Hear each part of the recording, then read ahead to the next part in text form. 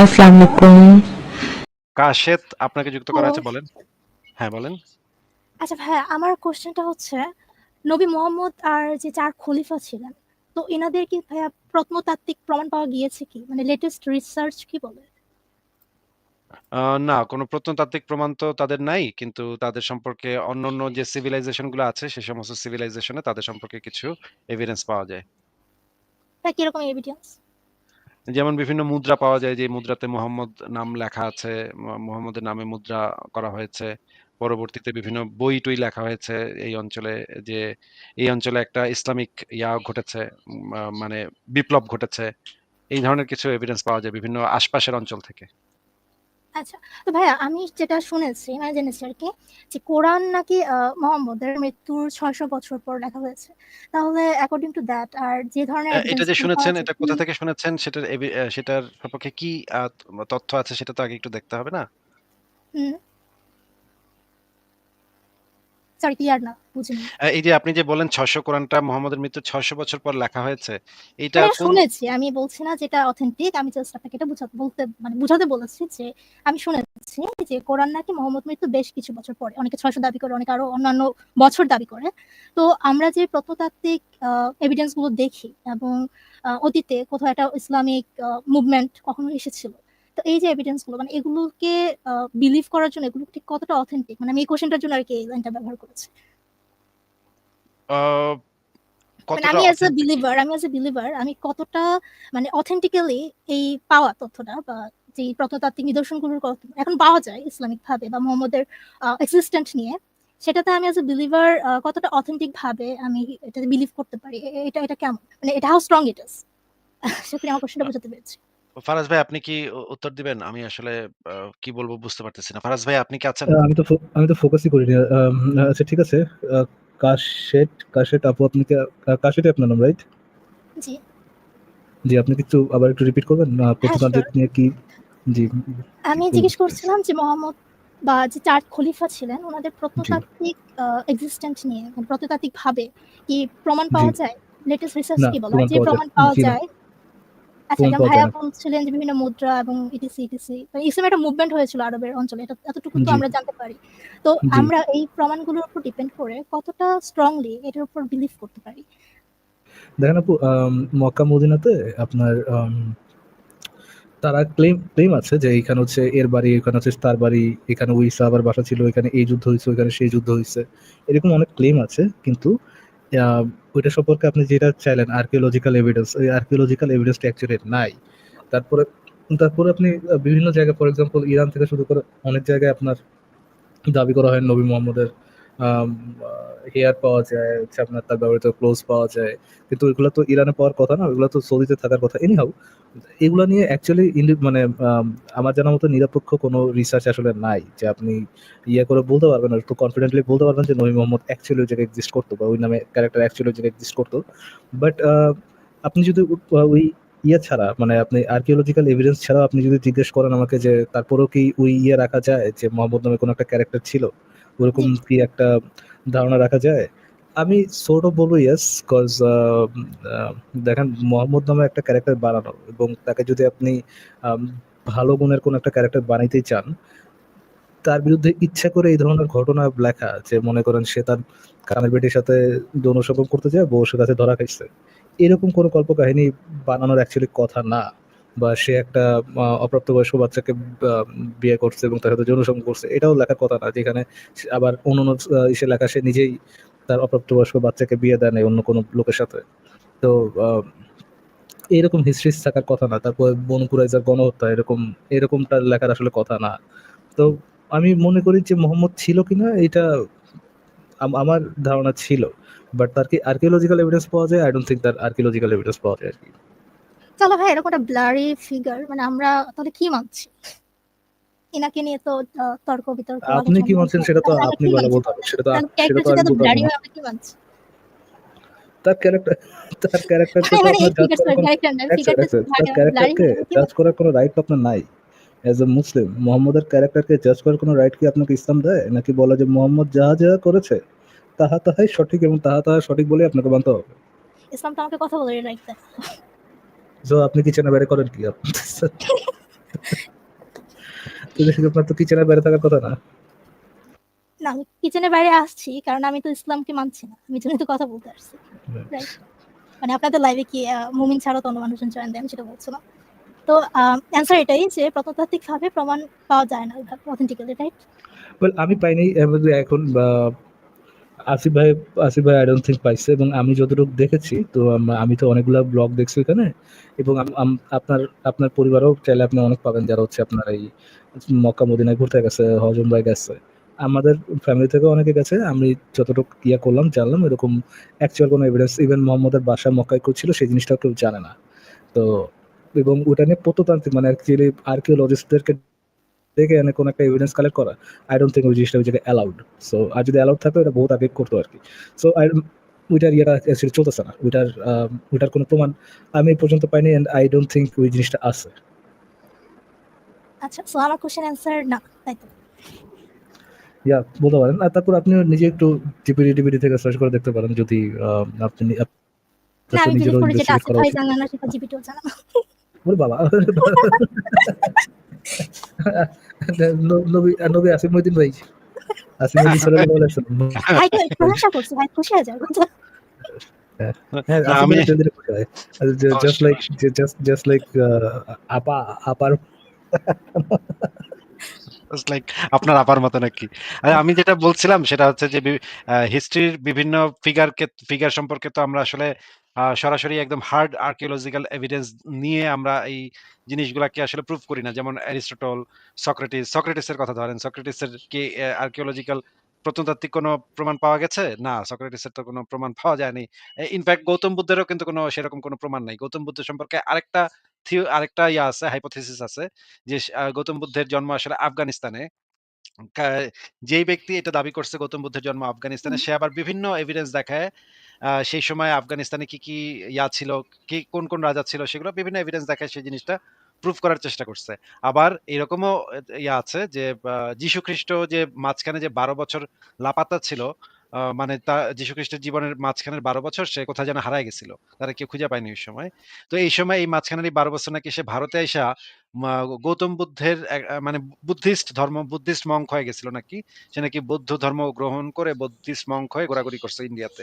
এরকম কথাও আছে। কিন্তু হিস্ট্রির এই ফিগার গুলা সম্পর্কে আমরা যে পদ্ধতিতে আমরা আ একদম হার্ড আর্কিওলজিক্যাল এভিডেন্স এর উপর এইখানে নির্ভর করা যায় না।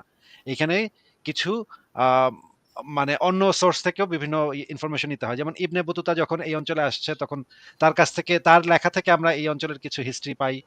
বা ধরেন হিপোক্রেটাস যখন হিস্ট্রি লিখছে তখন আ এই হিপোক্রেটাসই আসলে হিস্ট্রি কিভাবে করা হবে, যাচাই করা হবে সেই জিনিসটার পদ্ধতিটা বের করছে। এখন এই ক্যারেক্টার গুলা সম্পর্কে আমরা মুহাম্মদ ক্যারেক্টারটা সম্পর্কে আমরা যে আশপাশের অঞ্চল থেকে যে সমস্ত টেক্সট পাওয়া যায় সে সমস্ত থেকে ধারণা করা যায় যে এই অঞ্চলে কিছু একটা রেভলিউশন হয়েছিল, ইসলামিক কিছু একটা পলিটিক্যাল মুভমেন্ট হয়েছিল। যেটার কারণে এখানে একটা বড় ধরনের এবং পরবর্তীতে তো দেখাও যায় যে এই জিনিসটা পুরা ইউরোপ পর্যন্ত পৌঁছায় গেছে। ইউরোপের অনেক অঞ্চল তারা দখল করে ফেলছে এই ইসলামিক মুভমেন্টের কারণে। এইখান থেকে পরিষ্কারভাবে বোঝা যায় যে এই অঞ্চলে একটা স্ট্রং পলিটিক্যাল মুভমেন্ট হয়েছিল এই সময়। এবং সেটা যদি আরো পিছনের দিকে যাওয়া যায় তখন বোঝা যায় যে সেই সময় কিছু একটা অনেক ধরনের নবী-টবি এখানে আসছিল। মানে নিজেকে নবী দাবি করত। তাদের ভিতরে মোহাম্মদ নামেরও একজন নবী থাকার সম্ভাবনা এটা ঐতিহাসিকরা উড়ায় দেন না। ঐতিহাসিকরা এটাকে আ অ্যালাও করেন। মানে এই জিনিসটাকে অ্যাকসেপ্ট করেন যে এই সময় কারণ ওই সময় বিভিন্ন মুদ্রাতে মোহাম্মদের কিছু নাম, কিছু মানে শিয়াদের হিস্ট্রি যদি আপনি ঘাটেন দেখবেন আ আলীর ছবি, আলীর এগুলা কিছু তারা পেইন্টিং, মোহাম্মদের কাছে যে ইয়াগুলো আসছিল, ওই বোরাক ঘোড়া আসছিল সেটার কিছু পেইন্টিং আম ই ই ইরানিয়ান মানে মিউজিয়ামে সেগুলো সংরক্ষিত আছে। প্রাচীন যে চিত্রশিল্পীরা তারা তাদের হিস্ট্রি থেকে তাদের মানে লোককথা থেকে সেই জিনিসগুলা ছবি এঁকে রাখছে। এবং আ বিভিন্ন বই থেকেও এই জিনিসগুলা জানা যায়। বিভিন্ন বই পুস্তক থেকেও এই জিনিসগুলা জানা যায়। যারা সেই সময়ের হিস্টোরিয়ান ছিলেন তাদের কিছু বই পুস্তক থেকে এগুলা জানা যায়। তো এবং আমরা যদি ইসলামের হিস্ট্রি গুলা আমরা পড়ি সেখানে আমরা দেখতে পাই ইসলামের হিস্ট্রি, এটা আসলে মেইনস্ট্রিম হিস্ট্রি না, এটা ইসলামের হিস্ট্রি যদি আমরা পড়ি, সেখানে আমরা দেখতে পাই যে মুহাম্মদের একদম পুঙ্খানুপুঙ্খ বিষয়াদি সেখানে খুব আ মানে ডিটেইলস এ বর্ণনা করা আছে। সে কোথায় পেশাব করত, কেমনে পেশাব করত, কেমনে নামাজ পড়তো, কেমনে ঘুমাইতো, কোন পাশ ফিরা ঘুমাইতো, কোন বিবির সাথে কি করত, দাসীর সাথে কি করত। এগুলো একদম খুব পুঙ্খানুপুঙ্খভাবে ডিটেইলস এ বর্ণনা করা আছে। এত ডিটেইলস এ যখন বর্ণনাগুলা থাকে তখন এই জিনিসগুলা সম্পর্কে ডাউট আসা এটা একটু দুষ্কর। যদি আ এত পুঙ্খানুপুঙ্খভাবে বর্ণনা না থাকতো তখন এটা নিয়ে সন্দেহ তৈরি করা যেত। কিন্তু আমার কাছে মনে হয় না যে এত ডিটেইলস এ যেখানে বর্ণনা আছে সেখানে সন্দেহ করার আর কোনো অবকাশ থাকে। আচ্ছা। তো ভাইয়া আপনি যে ইসলামিক সোর্স গুলোর কথা বললেন। So would you mind to suggest me a book যেটা থেকে মানে মোহাম্মদ সম্পর্কে আরেকটু ক্লিয়ার ধারণা পাওয়া যাবে? কোরআন বাদে, কোরআনটা বাদে আর হাদিস বাদে আর কোন বই কি আছে ইসলামিক ইতিহাসের? যদি একটা বই সাজেস্ট করেন বা ২ টা বই সাজেস্ট করেন। ইসলামের ইতিহাসের বই চাচ্ছেন নাকি নিরপেক্ষ সোর্স সাজেশন থেকে? চাচ্ছি, সাজেশন চাচ্ছি। মানে যেটা পড়লে আমি এই বিষয়টায় আরেকটু ডিটেইলে নলেজ গেইন করতে পারবো। ইসলামের হিস্ট্রি যদি আপনি পড়েন তাহলে তো আপনার মানে লবণ সহ খাইতে হবে আরকি। মানে হচ্ছে গিয়ে হুম, সেখানে নানা ধরনের মানে এমন উদ্ভট, উদ্ভট সমস্ত মজেজা থাকবে যেগুলো আপনার আপনি সেগুলা খাবেন না। সেগুলা আরকি বের করে দিবেন। কিন্তু যেগুলা আপনি মানে বুঝে শুনে পড়তে হবে আরকি ইসলামের হিস্ট্রি আচ্ছা। পড়লে। আপনি যেটা পড়তে পারেন যে ইবনে কাসিরের পড়তে পারেন। আল বিদায়া ওয়ান নিহায়া এই গ্রন্থটা অনেকগুলা খন্ডের। এটা পুরাটা যদি আপনি পড়তে পারেন মোটামুটি ইসলামের শুরু থেকে শেষ পর্যন্ত অনেক কিছু আপনি জেনে যাবেন। আল বিদায়া ওয়ান নিহায়া গ্রন্থটা। আচ্ছা ঠিক আছে ভাইয়া। Thank you. ঠিক আছে তাহলে বিদায় জানাই আপনাকে। ভালো থাকেন। আমি কি কিছু বলতে পারি আসিফ ভাই? হ্যাঁ, হ্যাঁ, হ্যাঁ, ফারাজ ভাই বলেন। ইয়া ইয়াসিন সালাম আলাইকা। আল্লাহ হাফেজ। Thank you, finally. Thank you আপনাকে আপনাকে আমি ভাই নবী হাউজে বানাইতে কাউসার গেল দান ভাই করব। কি? আপনাকে হাউজে কাউসার দান করলাম জান। আচ্ছা, এই জিনিসটা কি আসিফ ভাই? হাউজে কাউসার এই জিনিসটা কি? না ভাই পানি হইতো না সাম তো সর্ট অফ ছিল ওয়াইন না অর তো। সামথিং? এটা ভাই কি না রে ওয়াইন ভাই টাইম? এখানে এটা কি? আরে ভাই এখানে পানি ছিল না মরুভূমি খাখা মরুভূমির জায়গা। ওখানে ঘরের নিচে দিয়ে পানি যাওয়া মানে ছিল এখানে বিরাট ব্যাপার ভাই। এইজন্য এই ঘরের নিচে দিয়ে পানি যাবে এটা মানে করছে আরকি। ভাই এখন তো আমার ঘরের নিচে পাইপ দিয়ে পানি যায় ভাই। এখন আমি হাউজে কাউসার দিয়ে করব কি ভাই? হাউজে Kawsar has something to do with actual house. মানে ওইখানে পানি যাবে আরকি। পানির ফ্লো থাকবে। একটা পানির মানে থাকবে। পানির কল মনে করেন পানির একটা কল আছে ওই বাসায়। হাউজে কাউসার মানে একটা ঘর উইথ পাইপলাইন, মানে পানি পানির পাইপলাইন আছে পাম্পলেট এরকম হ্যাঁ, কোন? হ্যাঁ একটা ঘর। এইটাই? হ্যাঁ। এটাই।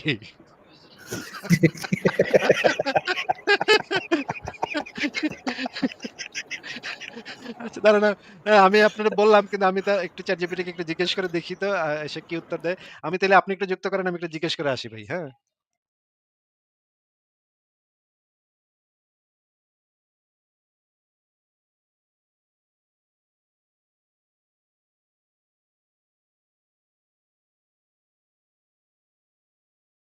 ট্রুথ আপনাদের যুক্ত করা হয়েছে, আনমিউট করে বলুন। ট্রুথ ট্রুথ আপনাদের যুক্ত করা হয়েছে, আনমিউট করে হ্যালো বলুন। হ্যালো হ্যালো জি ভাই, শোনা যাচ্ছে, বলুন। হ্যালো হ্যাঁ হ্যাঁ। নমস্কার অর্ণব ভাই, আসিফ মহিউদ্দিন ভাইকেও নমস্কার। শোনাচ্ছে ভাই? হ্যালো। শোনা যাচ্ছে, বলুন। হ্যাঁ, অ্যাকচুয়ালি আমি আমার ব্যাকগ্রাউন্ড হচ্ছে ইসলাম নয়, আমি অন্য একটা ধর্ম থেকে বিলং করছি। তবে আপনাদের লাইভ আমি অনেকদিন ধরেই দেখছি, দেখে আমার মনেও সংশয়বাদী সৃষ্টি হয়েছে। আমিও কঠোরভাবে, সত্যি বলতে আমি কঠোরভাবে সনাতনী ছিলাম, কঠোরভাবেই একদম খুব মানতাম। তো সেই অর্থে যখন দেখলাম আপনাদের ওকে। ভিডিও দেখতে শুরু করি ইসলাম সম্পর্কে যেমন ভাবে এই সংশয়বাদী বা এরকম সৃষ্টি হচ্ছে, তখন আমার মনেও সন্দেহ বাধে যে আমাদের ধর্মে কি এরকম আছে সংশয়বাদী। তো সেরকম ভাবে আমি প্রচুর দেখেছি, আমার মধ্যে অনেক কিছু কিছু সংশয় আমার প্রচুর বেড়েছে। যদিও আমি জানি যে অনেক ইসলাম সম্পর্কে উল্টোপাল্টা যেরকম আপনারা বলেন বা যেরকম সত্যি কথাই বলেন, এটা তো উল্টোপাল্টা না। তো সত্যি কথা বলেন দেখে অনেক সনাতনীরা বা হিন্দুরা আনন্দ পায়। আবার যারা অনেক আছে, যেমন আমাদের এই ভারতের মধ্যেই পশ্চিমবঙ্গে দীনকৃষ্ণ ঠাকুর বলে একজন আছেন যিনি কীর্তন করেন, উনি আবার সনাতন ধর্মের মানে প্রচন্ড সত্যিগুলো যেগুলো আর কি বাস্তব সত্য সেগুলো তুলে ধরেন। সেটা দেখে আবার ইসলামী যারা রয়েছে তারা আবার খুব আনন্দ পায়। তো এই আনন্দটা চলছেই, তার মধ্যে এটা সত্যি কথাই ভাই, আমার একটা কথাই যে সব ধর্মেই কি ভাই এরকম আছে যে শুধুমাত্র ওই লাগালাগির ঘটনা কি সব ধর্মেই শুধু? আহ, ভালো খারাপ তো অফকোর্স সব ধর্মেই থাকবে, বাট আপনি যদি আমাকে জিজ্ঞেস করেন সব ধর্ম কি একই লেভেলের খারাপ, আমার পার্সোনাল অপিনিয়ন হচ্ছে সব ধর্ম একই লেভেলের খারাপ না। ইসলামের লেভেলের খারাপ হইতে একটা অসাধারণ যোগ্যতা লাগে। আচ্ছা। বুঝতে পেরেছেন? না, তবে আমাদের ধর্মেও মানে হ্যাঁ, বুঝতে পেরেছি। আমাদের ধর্মে এরকম অনেক জায়গায় কিছু কিছু আমার লেগেছে। আমি জানি এই আপনাদের এই লাইভটা অনেক হিন্দু দেখছে। আমি সেই অর্থে আমি একটা জিনিস জানাতে চাইছি যে আপনারা জানেন হয়তো বা জানেন না জানি না, কিন্তু অনেক হিন্দুরা এটা জানবে যে আমাদের মহাভারতে যখন ব্যাসদেবের জন্ম হয় বা ব্যাসদেবের জন্ম বৃত্তান্ত অনেকেই জানে আবার অনেকেই জানে না। যে ব্যাপারটা ব্যাসদেবের জন্ম হয়েছিল পরাশর মুনির থেকে মাতা সত্যবতীর গর্ভে। এবার মাতা সত্যবতী হচ্ছে যমুনা নদী পার করে দিতেন। যমুনা নদী পার করাতেন সবাইকে। তো তার মধ্যে পরাশর মুনি বলে একজন ছিল, তিনি আবার যমুনা পার করতে এসেছিলেন। তো যমুনা পার করার সময় উনি নৌকা থেকেই ওই সত্যবতীকে দেখে আকৃষ্ট হন। তখন তিনি বলেন যে আমাকে তুমি সেবা করো। এবার কোন সেবার মাধ্যমে সেটা আমি বুঝতে পারছি না। আমি দেখে বুঝলাম যে সেটা আমার হয়তো এটা কি অন্যরকম হয়েছে, এটা কি অন্যরা ভাই আবার অন্যরকম হয়েছে। এটা কি গডদের মধ্যে কোন এক কাহিনী, নাকি গড আর মানুষের মধ্যে কোনো কাহিনী? হ্যাঁ, হ্যাঁ। মানে মহাভারত যিনি লিখেছেন সেটা হচ্ছে ব্যাসদেব। সেই ব্যাসদেবের জন্ম বৃত্তান্তের একটা কাহিনী আছে আরকি, ওই অর্জুনের মানে ব্যাপারটাই। তো সেটাই আমি বলছি, অনেকেই বুঝবে এই ব্যাপারটা। ওইজন্য আমি এটা বলাটা দরকারও আমার। তো ব্যাপারটা হচ্ছে ওই পার হওয়ার সময় তখন হচ্ছে ওই পরাশর মুনি বলেছেন তুমি আমাকে সেবা করো। তখন সত্যবতী মাতা এটা বললেন যে আমি কি করে সেবা করবো, আমি তো কুমারী। তখন পরাশর মুনি একটা কথা বলেছেন, সেটা হচ্ছে আমি এই একটা বই থেকে পেয়েছি। এটা হচ্ছে রাজশেখর বসুর, ভারতেরই রাজশেখর বসুর লেখা সারানুবাদ বলে একটা বই আছে, মানে কৃষ্ণ দ্বৈপায়ন বেদব্যাসেরই সারানুবাদ। সেইটা থেকে আমি পেয়েছি এটা। তখন সরাসরি এই কথাটাই লেখা আছে ওখানে। পরাশর মুনি বলছেন যে তুমি আমার প্রিয় কার্য করে তুমি কুমারী থাকবে। ভাই আমার প্রথম প্রশ্ন হচ্ছে, কুমারিত্ব মানুষের যায় কি করে? শুধুমাত্র কি শারীরিক সম্পর্ক হলেই করে কুমারিটা যায়? আমি যতদূর জানি যে একমাত্র বিয়ের পরে মানুষের কুমারিত্ব চলে যায়। বিয়ের আগে পর্যন্ত থাকে কুমারী, বিয়ের পরে যায়, পরে হয়ে যায় শ্রীমতী, আমাদের যেটা হিন্দু ধর্মের ক্ষেত্রে আছে। তো সেইখানে আমার এইটা প্রথম প্রশ্ন। আর দ্বিতীয় প্রশ্ন হচ্ছে, প্রিয় কার্য বলছে, প্রিয় কার্য করে কুমারী থাকবে, প্রিয় কার্যটা কোনটা? মানে পরাশর মুনিটি প্রিয় কার্য দেখুন ভাই, যারা অনেক সময় আমার যদি কোনো কাজ আমি মাঝে মধ্যেই করে থাকি, তো সেই অর্থে আমি বলবো এটা আমার প্রিয় কাজ। মানে প্রিয় কার্য মানে কি, সেই কাজটা আমি মাঝে মধ্যেই করি। বা প্রিয় বন্ধু, তার সঙ্গে মাঝে মধ্যে দেখা করি, তার মানে প্রিয় কার্য মানে কি, মাঝে মধ্যে আমি এই কাজটা করে থাকি। তাহলে পরাশর মুনি যে মাতা সত্যবতীকে এটা বলেছিলেন যে তুমি আমার প্রিয় কার্য করে কুমারী থাকবে, তার মানে পরাশর মুনি কি মাঝে মধ্যেই প্রিয় প্রিয় কার্য এটা করে থাকেন, মানে অনেকের সাথেই করে থাকেন এটা, ওই ইয়েটা পরাশর মুনিটা। আচ্ছা, প্রথমত কুমারী বলতে আপনি যেটা বললেন যে বিয়ের আগে বিয়ের পরে এটা কুমারী, এটা আহ, এটা আমি এটা সাথে আমি একমত না। কুমারী অ্যাকচুয়ালি বোঝানো হয় যে কে যৌন সঙ্গম করছে আর কে যৌন সঙ্গম করে নাই আর কি। কুমারিত্ব হারায় যায় তখনই যখন কেউ একজন যৌন সঙ্গম করে। আর বাকি যেগুলো বলেন ভাই প্রিয় কাজ, নেসেসারি না, কারো প্রিয় কাজ হইতে হলে এটা বারবার করতে হবে। আহ, তার প্রিয় কাজ হইতেই পারে, মানে ধরেন একটা একবারই করছে হয়তো বা, এমনও হইতে পারে একবারই করছে বাট ওই কাজটা তার কাছে অনেক ভালো লাগছে, প্রিয় হয়েছে। আপনার একটা খাবার একবার খাইছেন, ওই খাবারটা আপনার কাছে প্রিয় হইতে পারে। বাট ভাই এগুলো নিয়ে আমি অপিনিয়ন দিতে চাই না, বিকজ এগুলো নিয়ে আমার জানাশোনা নাই। রুদ ভাই থ্যাংক ইউ ফর হ্যাঁ জয়েনিং। মানে আমরা তাহলে নেক্সট কারোর কাছে যাই। থ্যাংক ইউ ফর জয়েনিং রুদ ভাই। আপনার ধর্ম নিয়ে আমি জানি না, সো আপনার ধর্ম নিয়ে বেশি কথা বলা আমার ঠিক হবে না। না, না, আমি আপনার অ্যাকচুয়ালি না, না, আমি এটা বলিনি। আমি আর কি এটা জানাতেই এসেছিলাম। তাছাড়া আপনাদের সঙ্গে আমি অনেক ধরে আপনাদের ভিডিওটা দেখি, বেশ ভালো লাগে। আপনাকে তো খুবই ভালো লাগে আপনাকে। আর আসিফ ভাইকে তো তুলনা হয় না। এই জন্য থ্যাংক ইউ। আচ্ছা, থ্যাংক ইউ, যুক্ত হওয়ার জন্য ধন্যবাদ রুদ ভাই। তাহলে আপনাকে বিদায় জানাচ্ছি। Take care. আসিফ ভাই তো হাউজে কাউসার খুঁজতে চলে গেল, আর ফেরতই আসলো না। আসিফ ভাই আপনি কি হাউজে কাউসার কাউসার হাউজে পান কাউসার করতেছেন নাকি? হাউজে কাউসার থেকে পানি পান করছি। ভাই হাউজে কাউসার জিনিসটা হচ্ছে অনেকদিন আগে পড়ছি, এটা ভুলে গেছি, অনেকদিন আগে পড়ার কারণে ভুলে গেছি। হাউজে কাউসার, হাউজ মানে হচ্ছে জলাধার, আর কাউসার মানে হচ্ছে ওইখানে মানে মোহাম্মদের ইসের নিচে একটা জলাধার থাকবে, সেখান থেকে পানি পান করাবে সে, মানে উম্মতদেরকে পানি পান করাবে এই থ্যাংক ইউ জিনিসটাই। ভাই। মোহাম্মদের ওই জায়গাতে পানি পুনি পান করা ইন্টারেস্টেড না ভাই, ওটা ওটা মোমেন্ট রাখাক ভাই থাক। ওইটাই বুঝছি। যে মানে মরুভূমিতে যেহেতু পানি টানি পাওয়া যেত না, এই জন্য মোহাম্মদ এই লোভ মোহাম্মদের দেখাইছে। নিচে কি রাখতো, খাটের নিচে কি রাখতো ওটা জানি, ওটা ভাই পানি না। ওটা ওটা কোন হাউসে কাউসার না ভাই। এখন ওই যে এক বেটি যে বাটিতে, কাঠের বাটিতে কি খায় ফেলছিল, ওইটা হাউজে কাউসারের পানি কিনা কে জানে। ঠিক আছে, ফারাজ ভাই আমি কি তাহলে যুক্ত করব? আসিফ ভাই একটা মানসিক রোগী যুক্ত হয়েছে, প্রায় সময় যুক্ত হয় আর কি। ওনার একটু বিদায় দিই নাকি আসিফ ভাই? যুক্ত করে আহ, বিদায় দিই আর কি। আচ্ছা। শামীম ভাই ভালো আছেন আপনি? জি আলহামদুলিল্লাহ ভালো আছেন? জি ভালো আছি ভাই। আমি আপনাকে শেষবারের মতো একটা কথা বলি, কুমিল্লার ভাই আমার। ভাই আপনার মতো একজন বিশাল ইন্টেলেকচুয়ালের সাথে কথা বলার মতো জ্ঞান, বুদ্ধি, বা মনে করেন বিচার বিবেচনা কোনোটাই আমার হয়নি। আপনার জন্য একটা আলাদা লেভেলের লোক দরকার। আমাদেরকে ক্ষমা করে দেন ভাই, আপনার সাথে কথা বলে পারবো না, আমরা পারতেও চাই না। থ্যাংক ইউ ফর জয়নিং ভাই, আপনি আমাদের লাইভে যুক্ত আচ্ছা ঠিক হন আছে, না। আমি কি একটু আগে যে ইশারা কথা বলে গেছেন ওনার রিপ্লাইটা দিতে পারি? থ্যাংক ইউ ফর 30 থ্যাংক থেকে ইউ ফর 40 সেকেন্ড জয়নিং আমাকে আর সময় কি। দিবেন? আমি আপনার জন্য থ্যাংক ইউ এখানে ফর দর্শক না ভাই, আটকাবো না, সমস্যা না নাই। না না কথা বলার কিছু নাই। থ্যাংক ইউ ফর না ভাই, জয়নিং ভাই। আপনার জ্ঞানের আমি ভারে শুধু আমরা, ইশারার আপনার জ্ঞানের যেগুলো ভারে এর আমরা আগে বলবো যা দেখাইছে, এর আগে যা আমার মাথায় দেখাইছেন ভাই, এরপরে নতুন করে আর নতুন দেখানোর, নতুন জ্ঞানের খেলা দেখানোর দরকার নেই ভাই। পারবো না আপনার সাথে, আপনি বিশাল বড় মুভমেন্ট ভাই, আপনার সাথে পাহাড় ঠেলার কম্পিটিশনের জীবনও পারবো না ভাই। সো থ্যাংক ইউ আপনার শাহিম ভাইয়া, থ্যাংক ইউ ফর জয়নিং। আর জীবনে যুক্ত হয় না ভাই, আপনার বুদ্ধি জ্ঞানের ভারে এন্টারটেইনমেন্ট আমরা দিচ্ছেন। পিষ্ট ভাই, আপনার জ্ঞানের ভারে আমরা পিষ্ট। আমাদেরকে আর নির্যাতন করবেন না ভাই, দয়া করে আমাদেরকে শান্তি দেন। আপনাকে আমি ব্যাগ থেকে বের করে দিতে পারতাম, বাট তারপরও কার্টিসের ইয়ে করো, যেহেতু অনেকক্ষণ ওয়েট করছেন, কার্টিসে রেখে যুক্ত করলাম। প্লিজ ভাই আমাদের সময়গুলো নষ্ট করেন না, আপনার নিজের সময় নষ্ট করেন না। টেক কেয়ার ভাই। আচ্ছা ভাই, আপনি